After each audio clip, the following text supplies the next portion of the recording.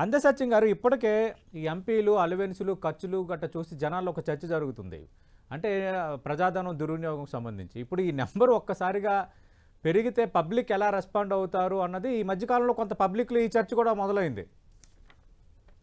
ఇప్పుడు ఈ ఈ పార్లమెంట్ సభ్యుల లేదా శాసనసభ సభ్యుల ఖర్చులు అయినటువంటి జనానికి నిజంగా వాస్తవానికి వ్యతిరేక భావం కలగజేయడానికే ఉపయోగపడతాయి. ఇవన్నీ కూడా ఎప్పటికప్పుడు వాళ్ళ వైద్యం ఖర్చులు, వాళ్ళ కుటుంబాల వైద్యం ఖర్చులు, వాళ్ళ పెన్షన్లు, ఇవన్నీ చెప్తూ ఉంటే సహజంగానే దేశ జీడిపి మీద భారం, దేశ ఆర్థిక మీద భారం అనేటువంటిది కరెక్ట్ కాదు. కానీ వీటి కంపోజిషన్, వీటి షేర్ వెరీ మైన్యూట్గా ఉంటుంది. అది కాదు. ఇది అసలు ఈ ఖర్చు అంటే ఈ ఆస్పెక్ట్ లో పెట్టే ఖర్చు కరెక్టా కాదా అనేటువంటిది దేశ ప్రజల్ని బాగా వ్యతిరేక భావన కలగజేస్తుంది వీళ్ళకి ఇచ్చేటువంటి వాటి మీద.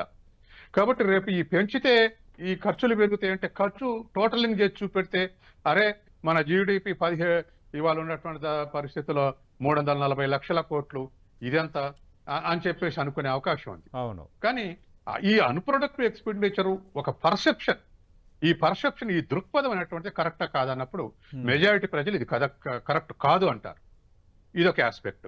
రెండవది పార్లమెంట్ సభ్యులు కూడా దీనికోసం ఈ సవరణ కోసం చేసేటువంటి చర్చల్లో వాళ్ళు మంచి చెడేటువంటి చెప్పదగేటువంటి వాళ్ళ సంఖ్య లేనప్పుడు వీళ్ళ సంఖ్య ఎందుకు? అన్నిసార్లు మెజారిటీ నిర్ణయం కరెక్ట్ కాదు. ఉదాహరణకు ఇందిరాగాంధీ ఎమర్జెన్సీ పెట్టింది, మెజారిటీ పార్లమెంట్ సభ్యులు ఓకే అన్నారు. ఆనాటి నుంచి ఈనాటి వరకు మెజారిటీ ప్రజలు మాత్రం తప్పు అంటున్నారు. అవును. మెజారిటీ పార్లమెంట్ సభ్యులు రైట్ అన్న ఎమర్జెన్సీని మెజారిటీ ప్రజలు తప్పన్నారు, రిజెక్ట్ చేశారు. కాబట్టి మెజారిటీ పార్లమెంట్ సభ్యులు సపోర్ట్ చేసినంత మాత్రాన అది డెమోక్రటిక్ డెసిషన్ కాదు. ప్రజల మధ్య చర్చ జరిగే డెసిషన్ తీసుకుంటే అది ఇన్క్లూడ్ డెసిషన్ అయితేనే అప్పుడు అది కరెక్ట్ డెసిషన్ అవుతుంది. రైట్. థ్యాంక్ యూ అందే సత్యం గారు.